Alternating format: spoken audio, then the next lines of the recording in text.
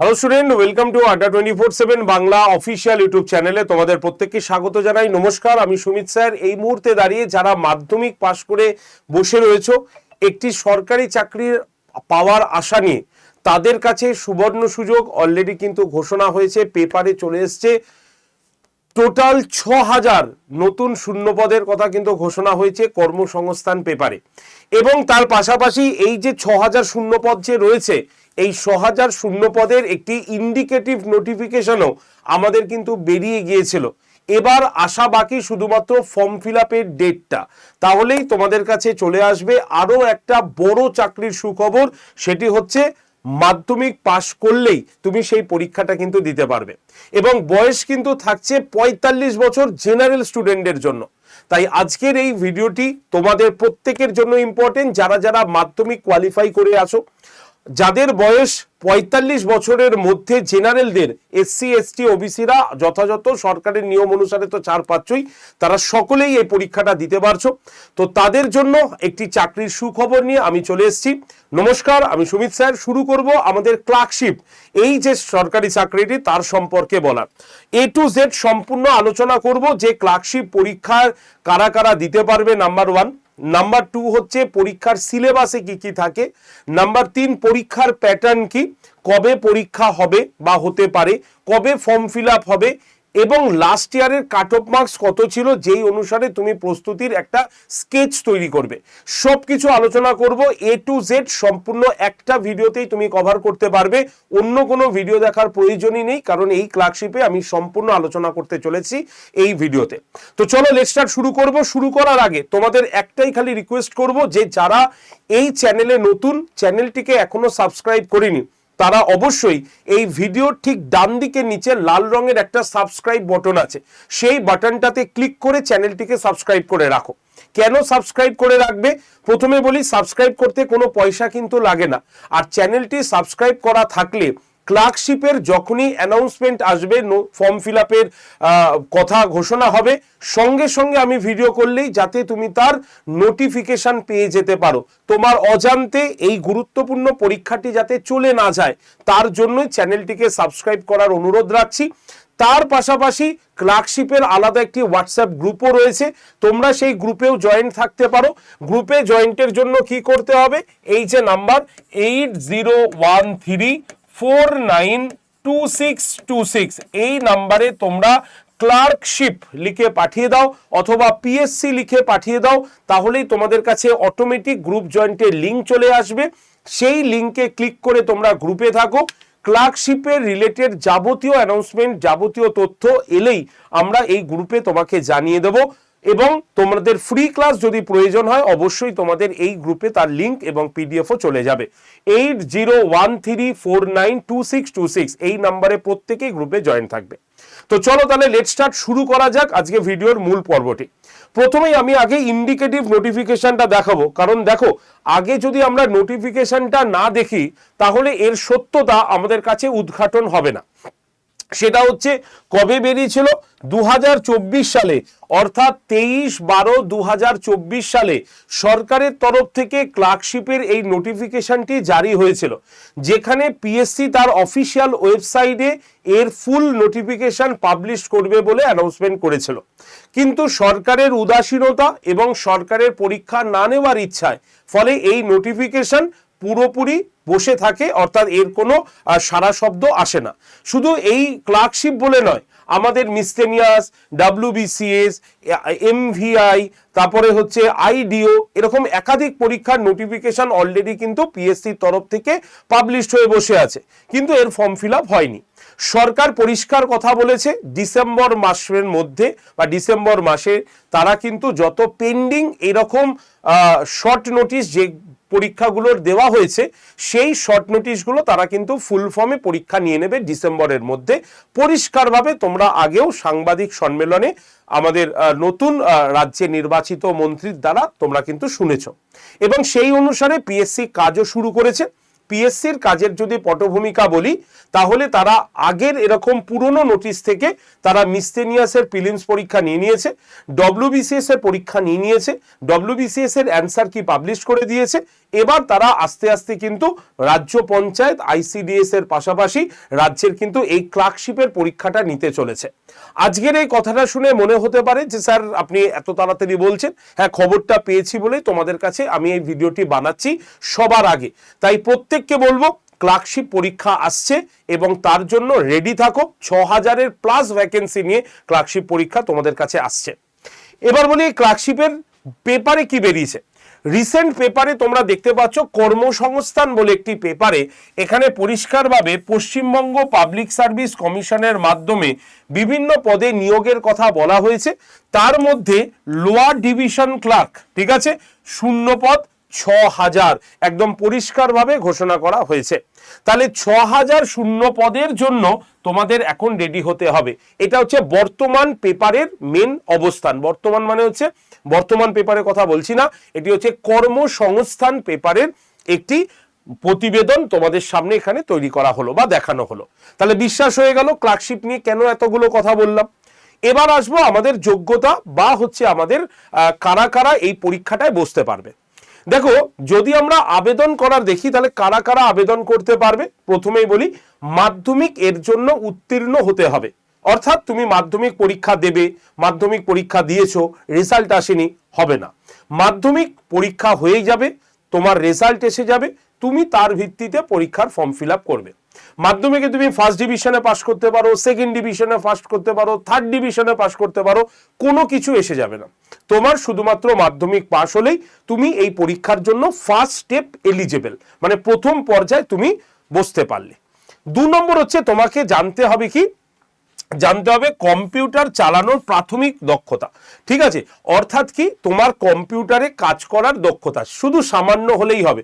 তুমি কম্পিউটার খুলে ওয়ার্ডে কাজ করলে, এক্সেলে কাজ করলে, পাওয়ার পয়েন্টে কাজ করলে, তো এই যে মিনিমাম যে যোগ্যতা সেটা যাতে তোমার কাছে থাকে এবং টাইপিং এর স্পিড যাতে থাকে, কারণ এটা ক্লার্কশিপ, এই ক্লার্কশিপে তোমাকে টাইপিং করতেই হবে।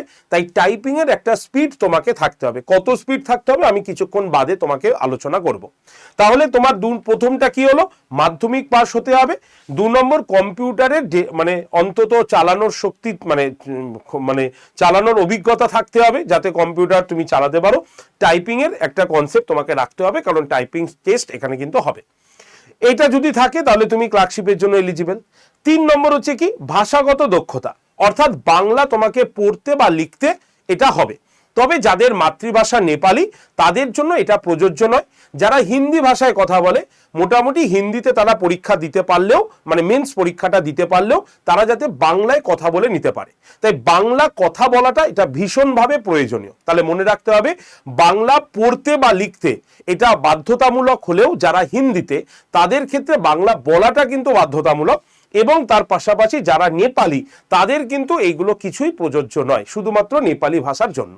তাহলে এই 3টে ক্রাইটেরিয়া যদি তোমার ফুলফিল থাকে তাহলে তুমি পরের স্টেপটাকে দেখতে পারো, কারণ এর পরের স্টেপটা হচ্ছে কি এর পরীক্ষার কি কি ধরন আসছে সেটা।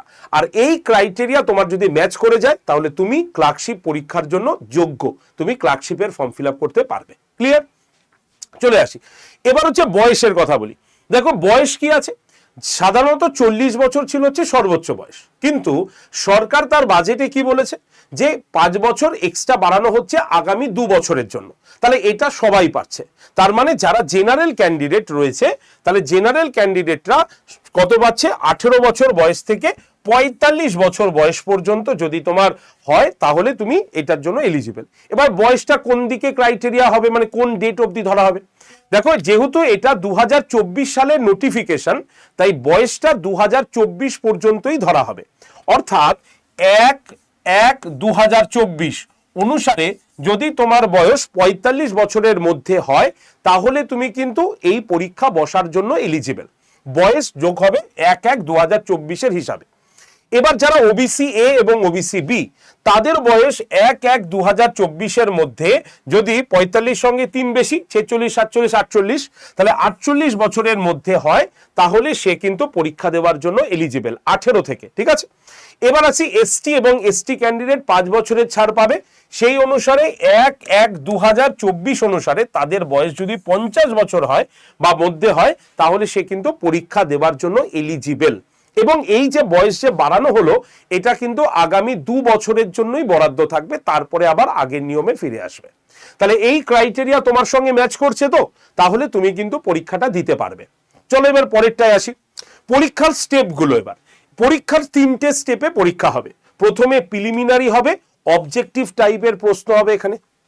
প্রিলিমিনারি পাস করলে মেন্সের পেপার হবে মাত্র 2টো পেপার, ডেসক্রিপটিভ বাংলা এবং ইংলিশ 50 নম্বরের।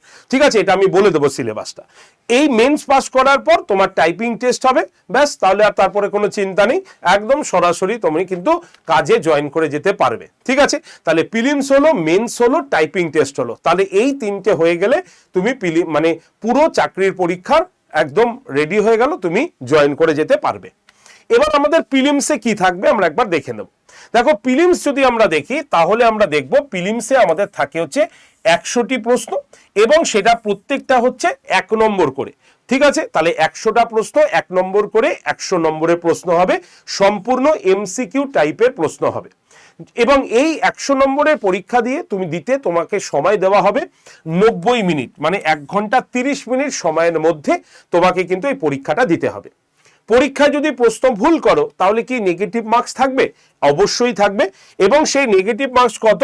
0.25, মানে 4টে প্রশ্ন যদি তুমি ভুল করো তাহলে তার জন্য 1 নম্বর তোমার মাইনাস হয়ে যাবে। তাহলে 4টে ভুল করলে 1 নম্বর মাইনাস, বোঝা গেল?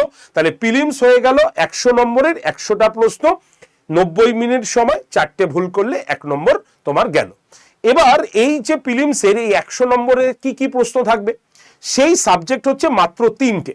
কি কি? সেটা হচ্ছে কি জেনারেল স্টাডিজ, মানে ইতিহাস, ভূগোল, জীবন বিজ্ঞান, ভৌত বিজ্ঞান, ইকোনমিক্স, হ্যাঁ, পলিটি, এই যে বিষয়গুলো আছে এইগুলো নিয়ে 40টা প্রশ্ন থাকবে তোমার। তাহলে 100টার মধ্যে 40টা প্রশ্ন হচ্ছে তোমার হলো সাধারণ জ্ঞান বা জিকের থেকে। ঠিক আছে, 30 নম্বর থাকবে পাটিগণিত থেকে। ঠিক আছে, তাহলে 100র মধ্যে 30 নম্বর হয়ে গেল পাটিগণিত। আর 30 নম্বর থাকবে হচ্ছে ইংলিশ থেকে। তাহলে ইংলিশ হচ্ছে 30 নম্বর, অঙ্ক হচ্ছে 30 নম্বর, আর জিকে হচ্ছে 40 নম্বর। তাহলে 30, 30, 60 আর 40 হয়ে গেল 100 নম্বর। তাহলে 100 নম্বর ভাগ করা হয়েছে 3টে সাবজেক্ট থেকে, বোঝা গেল? তাহলে জিকে, অঙ্ক এবং হচ্ছে ইংরেজি। বুঝতে পেরেছি সবাই? প্রিলিমস হয়ে গেল। এবার আসবে মেন্সের পরীক্ষা। মেন্স 2টো পেপার হবে, আমি আগেই বলেছি, একটা হচ্ছে বাংলা এবং আরেকটা হচ্ছে ইংলিশ। তবে যাদের বাংলা নেই তাহলে তারা কোন কোন ভাষায় পরীক্ষা দিতে পারে?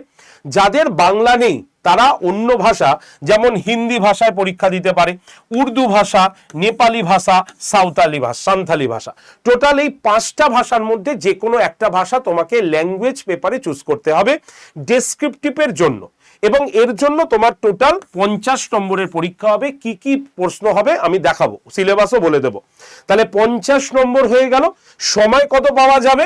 পাওয়া যাবে হচ্ছে বাংলা এবং ইংলিশ মোট নম্বর 100-র জন্য 1 ঘন্টা সময় পাবে, একদিনেই সঙ্গে সঙ্গে পরীক্ষা হয়ে যাবে। তাহলে বাংলা হয়ে গেল এখানে, আর বাদ বাকি থাকছে হচ্ছে আমাদের ইংলিশ হচ্ছে 50 নম্বর। তাহলে 50 বাংলা, 50 ইংলিশ, টোটাল মেন্স হচ্ছে 100 নম্বর, সময় পাবে 1 ঘন্টা। বোঝা গেল? ক্লিয়ার সবার? একদম জলের মতো সোজা করে বলছি কিন্তু। নেক্সট, এবার পরীক্ষায় কি কি থাকবে? বাংলা এবং ইংলিশে দুটোর ক্ষেত্রেই একই রকম বিষয়গুলো থেকে প্রশ্ন থাকবে, যেমন মানে টপিকগুলো থাকবে, যেমন হচ্ছে প্রতিবেদন রচনা, সারাংশ লেখন, ইংরেজি থেকে বাংলায় অনুবাদ, ব্যাস, আর কিচ্ছু নয়। ঠিক আছে, প্রতিবেদন মানে ড্রাফট রিপোর্ট তৈরি করা। ঠিক আছে, বাংলা এবং ইংলিশে একই তুমি দেখতে পাবে। যদি ইংলিশে আসো তাহলে তোমাকে কি করতে হবে? বাংলা বা অন্যান্য ভাষা থেকে ইংরেজিতে অনুবাদ করতে হবে। আর বাংলায় থাকলে কি হবে? ইংরেজি থেকে বাংলা বা অন্য ভাষা অনুবাদ করতে হবে। সারাংশ বা সামারি বা প্রেসি, এটা বাংলাতেও থাকবে, ইংলিশেও থাকবে। তাই যারা ডেসক্রিপটিভ পেপার নিয়ে ভয় পাচ্ছ তাদের ভয় পাওয়ার কোনো জায়গাই নেই। একটা প্রতিবেদন লিখতে হবে, একটা সামারি লিখতে হবে, আর বাংলা টু ইংলিশ বা ইংলিশ টু বাংলা ট্রান্সলেট করতে হবে। তাহলেই তোমার ডেসক্রিপটিভ পেপার কিন্তু কভার হয়ে গেল। ক্লিয়ার? তাহলে প্রিলিমস কভার হয়ে গেল, মেন্স কভার হয়ে গেল। বাকি কি থাকে? Typing test. টাইপিং টেস্টের ক্ষেত্রে কি হবে? যখন তুমি প্রিলিমস এবং মেন্স পাস করে যাবে, মেন্সের কাট অফ থেকে তোমাকে লাস্ট টাইপিং টেস্টের জন্য ডাকা হবে এবং সেই টাইপিং টেস্টে যারা বাংলায় টাইপিং করতে চায় তারা বাংলায় করবে, যারা ইংলিশে টাইপিং করতে চায় তারা ইংলিশে করবে। বাংলায় যারা টাইপিং করতে চায় তাদের প্রত্যেকটা মিনিটে অন্তত 10টা করে শব্দকে টাইপ করতে হবে। ইংলিশে যারা টাইপিং করবে তাদের মিনিটে অন্তত 20টা শব্দ তাদেরকে টাইপিং করতেই হবে, এটা কিন্তু মাথায় রাখতে হবে। তাই বাংলায় যারা করছো তাদের দেখবে মিনিটে যাতে 10টা কি ডিপ্রেশন থাকে, ঠিক আছে, এবং যারা ইংলিশে টাইপ করছো তারা যাতে মিনিটে 20টা শব্দ টাইপ করার ক্ষমতা রাখতে পারো, এটা এখন থেকেই তৈরি করতে হবে। তো এই হচ্ছে পুরো পিএসসির ক্লার্কশিপের সম্পূর্ণ বিস্তারিত সিলেবাস এবং পরীক্ষার প্যাটার্ন। এবার আমরা দেখাবো লাস্ট পরীক্ষা হয়েছিল 2019-এ এবং সেই 2019-এর আমাদের প্রিলিমিনারির কাট অফ কেমন গেছিল। যদি আমরা কাট অফ দেখি তাহলে জেনারেল ক্যান্ডিডেটরা 2019-এ টোটাল মানে কাট অফ এসেছিল তোমার 65, ঠিক আছে, 100-র মধ্যে 65 হচ্ছে জেনারেল কাট অফ ছিল, ঠিক আছে। আচ্ছা, ওবিসি বি তাদের কাট অফ ছিল 56.33, ওবিসি এর কাট অফ ছিল 43%, ঠিক আছে। আচ্ছা, মানে 43% ভুল বললাম, 43 ছিল। এসসি ক্যান্ডিডেটদের কাট অফ ছিল 48.67 আর এসটি ক্যান্ডিডেটদের কাট অফ ছিল 29.67। এই ছিল হচ্ছে সম্পূর্ণ কাট অফ। তার মানে বুঝতে পারছো 65, 100-র মধ্যে 65 মানে তাহলে কোশ্চেন কিন্তু যথেষ্ট স্ট্যান্ডার্ড হয়েছিল, না হলে এর কাট অফ কিন্তু আরো যেত, বুঝতে পেরেছো। তাহলে জেনারেলরা যখন 65 পাচ্ছে মানে 65 বা সামথিং, তার মানেই বুঝতে পারছো পরীক্ষার প্রশ্ন কিন্তু যথেষ্ট স্ট্যান্ডার্ড হয়েছিল। তাই 30টা অঙ্ক, 30টা ইংরেজি এবং 40টা হচ্ছে জিকের সাবজেক্ট নিয়ে হচ্ছে আমাদের এই প্রিলিমিনারি পরীক্ষাটা হয়ে থাকে। তো সব মিলিয়ে এটা কিন্তু পার্ট 1-এর আমরা কাট অফটা দেখালাম। তো আশা রাখি তোমরা এবার বুঝতেই পারছো যে তোমাদের কি লেভেলে পড়তে হবে। তো পড়াশোনা শুরু করে দাও। যারা যারা ভাবছো যে না আগে নোটিশ আসুক তারপরে পড়বো, তাদের ব্যাপার আলাদা, কিন্তু খবরটা পেয়েছি বলেই তোমাদের কাছে খবরটা নিয়ে এসছে। নোটিফিকেশন কবে আসবে এই খবরটি যারা জানতে চাইবে তাদের জন্য আর বেশি দিন নয়, মাত্র 2 সপ্তাহ সময় দাও। জেনে গেছি, কিন্তু সেটা কনফার্ম হতে একটু সময় লাগবে। তবে ধরে রাখো মাস 2-এর মধ্যেই তোমাদের কাছে, মানে মাসখানিকের মধ্যে, এই মাসটা ধরলে আমরা মাসখানিকের মধ্যেই এই ক্লার্কশিপ সম্পর্কে একটা সুন্দর খবর পেতে চলেছে। তবে অফিসিয়াল অ্যানাউন্সমেন্ট না হয়নি বলে আমি তোমাদের বলতে পারলাম না, তবে আলাদা একটা আভাস দিয়ে গেলাম। তোমরা প্রত্যেকে রেডি হও। তোমাদের মধ্যে যারা যারা এই ইউটিউবে ফ্রি ক্লার্কশিপের জন্য পড়তে চাইছো, ক্লার্কস চাইছো, তারা অবশ্যই কমেন্ট সেকশনে লিখবে। তোমাদের জন্য একটা গুগল ফর্ম তৈরি করা হয়েছে। তোমরা এই ক্লার্কশিপ সম্পর্কে যদি কিছু পেতে চাও বা কিছু পড়তে চাও, তোমরা অবশ্যই এই ভিডিও ঠিক নিচে একবার দেখবে ডেসক্রিপশন বক্সে একটা গুগল ফর্ম রয়েছে। ফর্মে ক্লিক করে তুমি তোমার মন্তব্যটাকে জানাতে পারবে, ঠিক আছে। এছাড়া তোমাদের এই যে ফ্রি ক্লাস হবে, সেই ফ্রি ক্লাস বা এই ক্লার্কশিপ সম্পর্কে তোমরা যে অফিসিয়াল নিউজগুলো জানবে, তার জন্য একটি হোয়াটসঅ্যাপ গ্রুপ তৈরি করা হয়েছে। এই হচ্ছে সেই গ্রুপটা।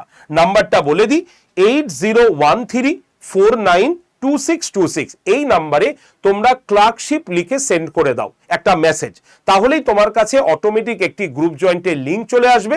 তুমি সেই লিঙ্কে ক্লিক করে সরাসরি গ্রুপে থাকো। সম্পূর্ণ ইনফরমেশন আর ফ্রি ক্লাস যদি চাও, সেই ফ্রি ক্লাসের লিঙ্ক এবং পিডিএফ সব কিছু তোমাদের এই হোয়াটসঅ্যাপ গ্রুপটাতে আমি দিয়ে দেবো। তাই যারা যারা ক্লার্কশিপ ফ্রিতে ক্লাস করতে চাইছো বা নোটিশগুলোর তথ্যাবধান জানতে চাইছো, তারা অবিলম্বে এই নাম্বারটা 8013492626 এই নাম্বারে তোমরা ক্লার্কশিপ অথবা পিএসসি লিখে সেন্ড করে তোমরা কিন্তু গ্রুপে জয়েন করে যেতে পারো, ঠিক আছে। তো চলো আজকের ভিডিও এইটুক পর্যন্তই রাখছি। প্রত্যেককে অসংখ্য ধন্যবাদ যারা যারা এই ভিডিওটি প্রথম থেকে শেষ পর্যন্ত দেখলে। কমেন্ট সেকশনে কমেন্ট করতে পারো ক্লার্কশিপ রিলেটেড আর তোমাদের কি তথ্য জানতে ইচ্ছা করছে বা কি তথ্য আমার কাছ থেকে জানতে চাও, অবশ্যই কমেন্ট সেকশনে কমেন্ট করো। তোমাদের কমেন্ট দেখে আমি আবারও একটি ভিডিও তোমাদের জন্য তৈরি করে দেব। তবে ধরে রাখো আপকামিং এবার সামনে আমাদের লক্ষ্য ক্লার্কশিপ আমাদের পরীক্ষা কিন্তু আসছে। ঠিক আছে, ধন্যবাদ সকলকে। চ্যানেল যদি ক্লাসটি সেশনটি ভালো লাগে, ভিডিওটি ভালো লাগে, প্রত্যেকে লাইক শেয়ার করে দিও।